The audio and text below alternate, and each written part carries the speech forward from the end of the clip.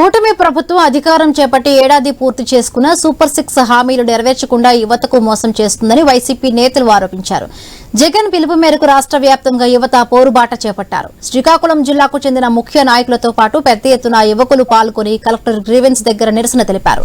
ఈ అంశంపై శ్రీకాకుళం జిల్లా నుండి ఐ న్యూస్ ప్రతినిధి రాము అందిస్తున్న రిపోర్ట్ ఇప్పుడు చూద్దాం. కూటమి ప్రభుత్వం ఎన్నికల మేనిఫెస్టోలో పెట్టిన సూపర్ 6 పథకాలను అమలు చేయలేదని వైఎస్ఆర్సీపీ యువత పోరుబాట పట్టింది.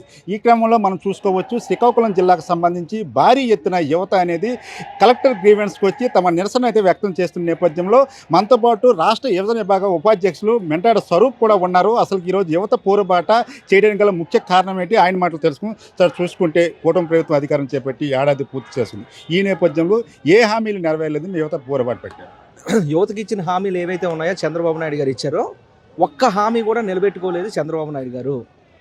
అందుకే ఈరోజు మేము ధర్నా చేసి ర్యాలీ చేసి రిప్రజెంటేషన్ ఇవ్వడానికి వచ్చామో స్వచ్ఛందంగా శ్రీకాకుళం పట్టణం నుంచి శ్రీకాకుళం జిల్లా నుంచి యువకులు స్వచ్ఛందంగా వచ్చి కొన్ని వేల మంది మాకు సంఘీభావం తెలిపారు.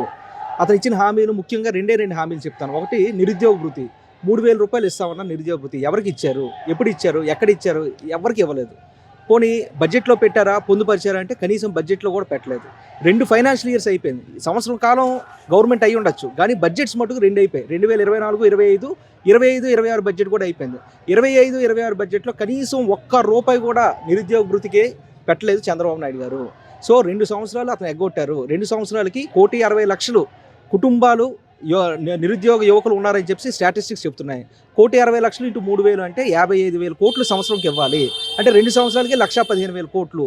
1,15,000 కోట్లు కూడా యువకులందరికీ కూడా బకాయి పడ్డారు చంద్రబాబు నాయుడు గారు అని చెప్పడానికి మేము ఈరోజు అందరూ కూడా ధర్నా చేస్తాం. అలాగే 20 లక్షల ఉద్యోగాలు అన్నారు. 20 లక్షల ఉద్యోగాల్లో ఒక్క ఉద్యోగమైనా ఈ సంవత్సర కాలంలో ఇచ్చారా అంటే ఇవ్వలేదు. అది కాక 20 లక్షల ఉద్యోగాలు ఇవ్వడం పక్కన పెడితే 4 లక్షల ఉద్యోగాలు తీశారు. 4 లక్షల ఉద్యోగాలు అంటే ఏ రూపాన ఈరోజు వాలంటీర్లు ఉన్నారు. 2,50,000 మంది వాలంటీర్లు ఉన్నారు. అందరికీ 10,000 రూపాయలు చేస్తామని చెప్పే వ్యక్తి ఈరోజు అందరికీ కూడా తీసాడు అతను. అలాగే బెవరేజెస్ కార్పొరేషన్లో ఉన్న పిల్లలు అవుట్సోర్సింగ్ ఉద్యోగస్తులందరికీ కూడా తీశారు. అలాగే ఫైబర్ నెట్లో ఉన్న పిల్లలందరికీ 50,000 ఉన్న ఫైబర్ నెట్లో ఉన్న పనిచేస్తున్న పిల్లలందరికీ కూడా ఉద్యోగాలు తీశారు. అలాగే మన రైస్ వెహికల్స్ ఉన్న వాళ్ళందరికీ కూడా తీశారు. సో ఇవన్నీ కలుపుకుంటే ఒక 4 లక్షల ఉద్యోగాలు తీశారు. అది కాక అదనంగా ఈ అవుట్సోర్సింగ్ ఉద్యోగాలు ఏవైతే ఉన్నాయో అవుట్సోర్సింగ్ ఉద్యోగాలు యాప్కాస్ని తీసేసి, యాప్కాస్ అనేది ఒక భద్రత, ఒక అవుట్సోర్సింగ్ వ్యక్తికి అది భద్రత కల్పిస్తుంది యాప్కాస్ అనేది. అలాంటిది యాప్కాస్ అనేది తీసేసి మళ్ళీ కాంట్రాక్టర్ చేతిలో పెట్టి ఇష్టానుసారంగా తీసి అంటే గత ప్రభుత్వ గజానికి గండి కొట్టింది. ఈ నేపథ్యంలోనే ఏదైతే రేషన్ డిపోలకు సంబంధించి MDM ఆపరేటర్లు అవ్వచ్చు మిగతా కూడా తొలగించామని చెప్తున్నారు. అంతేకాకుండా ఈ సూపర్ 6 ఏవైతే హామీలు ఉన్నావో దిగ్విజయంగా అమలు చేశామని సంబరాలు కూడా చేసుకుంటున్న నేపథ్యంలో ఏమంటారు మీరు? అదే మాకు ఆశ్చర్యం కలిగిస్తుంది. అసలు ఈ సంవత్సరంలో పెద్ద జోక్ ఏంటంటే 85% హామీలు నెరవేర్చామని చెప్పేసి, అది నోరా లేకపోతే అదేదో డైలాగ్ ఉన్నట్టు తాటిమట్ట నాకు అర్థం కావట్లేదు. కానీ 85% ఎక్కడ హామీలు నెరవేర్చారు, అసలు ఏంటి? అసలు 3 సిలిండర్లు అన్నారు. 3 సిలిండర్లు అంటే ఒక్క సిలిండర్ ఒక అకాడమిక్ ఇయర్లో 3 సిలిండర్లు అన్నారు.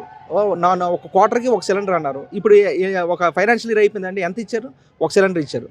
అదే 1 సిలిండర్ కూడా 1,10,00,000 కార్డులు ఉంటాయి, వైట్ రేషన్ కార్డులు ఉంటాయి. వాళ్ళు ఇచ్చినవి ఎంతండి? రికార్డ్స్లో చూసుకొని 40 లక్షలే ఇచ్చారు. సో ఒక పథకం ఇస్తున్నామని చెప్పేసి అంటున్నారు, లేకపోతే ఒక పథకం ఏంటంటే నెక్స్ట్ ఇయర్ ఇస్తామనేది ఇప్పుడే వాళ్ళు మనసులో తీసుకొని ఈరోజు అయిపోయిందని చెప్పి అంటున్నారు. ఈరోజు ఎన్నికల ముందు చెప్పాల్సింది ఏమంటే మేము 2 సంవత్సరాలు ఇవ్వము, లేకపోతే సంవత్సరంకి ఒక పథకం ఇస్తాం, 5 సంవత్సరాలకి 5 పథకాలు ఇస్తాం అని చెప్పాల్సింది. అలా కాకుండా అమాయకమైన ప్రజలు, మా అందరికీ తెలుసు అతను మోసమైన వ్యక్తి, మోసపూరితమైన మనసు గల వ్యక్తి అని మాకు తెలుసు. కానీ ప్రజలు ఎవరికి తెలియదు కదా. ప్రజల తాలూకా మైమరుపు ఏదైతే ఉందో అది ఆసరాగా తీసుకొని ఫుట్బాల్ ఆడుకునే వ్యక్తి ఎవరంటే చంద్రబాబు నాయుడు గారు. అది మరోసారి రుజువైంది. అందుకే ఈరోజు ప్రజలందరూ కూడా వాలంటీర్గా జగన్మోహన్ రెడ్డి గారు ఎక్కడ వెళ్ళినా కొన్ని లక్షల మంది, వేల మంది అందరూ కూడా స్వచ్ఛందంగా వస్తున్నారు. అలాగే మాలాంటి వ్యక్తులు కూడా ఏదో చిన్న పిలుపు ఇచ్చేసరికి ఈరోజు వేల మంది ఈరోజు మా అందరికీ కూడా మా తోడే నిల్చున్నారు. దీనికే ఉదాహరణ. ఇదన్నీ కూడా ప్రజా వ్యతిరేకంగా ఎప్పుడైతే ప్రభుత్వాలు పనిచేస్తాయో ఆటోమేటిక్గా ఉద్యమంగా ఇది మారుతుందని చెప్పి ఇది రుజువు చేసిందని ఈ సందర్భం తెలియజేస్తున్నాం. మీరు చెప్పండి, ఏదైతే వైసీపీ ప్రభుత్వంలో డిఎస్సీని విస్మరించింది, ఇప్పుడు మెగా డిఎస్పీని మేము ఇచ్చామనేసి కూటమి ప్రభుత్వం చెప్తున్న నేపథ్యంలో ఏం చెప్తారు? డిఎస్సి పేరుతో 16,000 పోస్టులు మేము భర్తీ చేస్తామని చెప్పేసి కేవలం 1,600, 2,000 పోస్టులకి నోటిఫికేషన్ రిలీజ్ చేయడం అనేది అది చాలా హాస్యాస్పదం. మీరు కనుక జాగ్రత్తగా చూస్తే మా ప్రభుత్వం వచ్చిన మరుక్షణం మేము 20 లక్షల ఉద్యోగాలు కల్పిస్తామని పేరుకే మోసం చేసి కనీసం ఒక 20,000 ఉద్యోగాలు కూడా ఇవ్వకుండా పోనీ మామూలుగా మనం లెక్కేస్తే 20 లక్షల ఉద్యోగాలు బై 5 సంవత్సరాలు చేస్తే సంవత్సరానికి 4 లక్షలు అనుకోండి. 4 లక్షల ఉద్యోగాలు సంవత్సరానికి ఇవ్వాల్సింది పోయి 4 లక్షల ఉద్యోగాలు ఉన్నవి తీసి పారేసి కూడా మేము ప్రజలకు మంచి చేస్తున్నాం, యువతకు మంచి చేస్తున్నాం, మా ప్రభుత్వం విజనరీ ప్రభుత్వం అని చెప్పేసి మోసపూరితమైన మాటలు మాట్లాడుతున్నారు. మీరు జాగ్రత్తగా ఒకే ఒక్క వ్యత్యాసం మీరు జాగ్రత్తగా గమనించండి. ఇంటర్నేషనల్ యోగా డే అనేది వైజాగ్లో చేయడానికి 300 కోట్లు ఖర్చు పెట్టిన చంద్రబాబు నాయుడు గారు విజనరీ. అదే 500 కోట్లు పెట్టి వైజాగ్ని క్యాపిటల్ కింద ఆయన ఫిక్స్ చేసి అక్కడ బిల్డింగ్ కట్టిన జగన్మోహన్ రెడ్డి ఏమో సైకో అంట. 300 కోట్లు పెట్టి ఇంటర్నేషనల్ యోగా డే చేసి నేను విజనరీ. 700 కోట్లు పెట్టి ఇక్కడ ఉద్యానాల్లో ప్రాజెక్ట్ కట్టిన జగన్మోహన్ రెడ్డి ఏమో సైకోవా? ఇలాంటి మాటలు మాట్లాడడం ఎంతకీ కరెక్ట్ కాదు. ఏది చెప్పినా సరే, మీరు ఏది మాట్లాడినా సరే అక్కడ ఒక అబద్ధం అనేది ఉంటుంది. కేవలం పేరుకే కూటమి ప్రభుత్వం, కానీ అందులో కీ రోల్ మాత్రం ప్లే చేసేది వాళ్ళే. తెలుగుదేశం ప్రభుత్వం మాత్రమే అది, కూటమి ప్రభుత్వం అని కూడా అనకూడదు అక్కడ. ఈ రకంగా మీరు కనుక జాగ్రత్తగా గమనిస్తే అలాంటి హామీలు కాదు. ఆఖరికి గవర్నర్ గారు బడ్జెట్ సెషన్లో గవర్నర్ గారితో మాట్లాడించే స్పీచ్లో కూడా మేము ఆల్రెడీ 4 లక్షల ఉద్యోగాలు ఇచ్చేసామని చెప్పారు. 4 లక్షల ఉద్యోగాలు ఎక్కడంటే ఇచ్చారు? కేవలం మీకు అనకూడదు కానీ కాన్స్టిట్యూషనల్ పదవుల్లో ఉన్న వాళ్ళతో సైతం అబద్ధాలు చెప్పించేసి రాష్ట్రాన్ని భ్రష్టు పట్టించేస్తున్నారు ఈ కూటమి ప్రభుత్వాన్ని మీకు తెలియజేసుకుంటాం. మీరు చెప్పండి, ఏదైతే వైసీపీ సంబంధించి అధినేత జగన్మోహన్ రెడ్డి డెవలప్ చేస్తున్నారో, వాళ్ళని ప్రోత్సహిస్తున్నారో, అందుకే ఎక్కువగా యువత ఈ యొక్క మీటింగ్లకు వస్తున్నారని చెప్తున్నారు. దీనిపై మీరేమంటారు?